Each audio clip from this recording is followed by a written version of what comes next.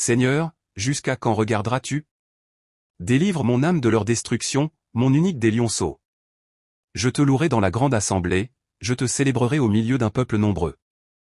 Ici, jusqu'à quand regarderas-tu, est une question rhétorique qui n'attend pas de réponse, mais exprime l'attente et la certitude que Dieu sauvera certainement selon son plan et sa volonté, le moment venu. Dieu sauvera et délivrera certainement le Messie Jésus de la mort lorsque le temps sera venu. Mon unique et désigne ici la vie du Messie Jésus.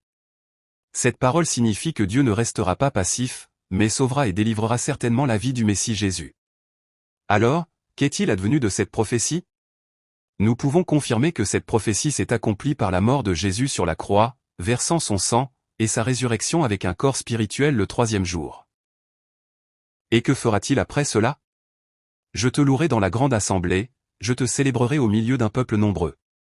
Ici, grande assemblée signifie le grand rassemblement, ce qui a évolué dans le Nouveau Testament vers le sens des églises.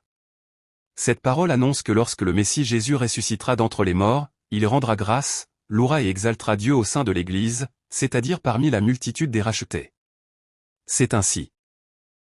Jésus est mort sur la croix, a versé son sang, est ressuscité le troisième jour avec un corps spirituel et est monté au ciel, conformément à la parole d'aujourd'hui.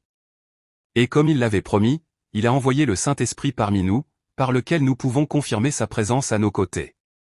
Jésus est présent parmi nous aujourd'hui encore, rendant témoignage à Dieu lui-même, et par là, il loue et exalte Dieu. Nous voyons que cette prophétie proclamée il y a 3000 ans par la bouche de David s'est accomplie exactement par Jésus et continue de s'accomplir aujourd'hui.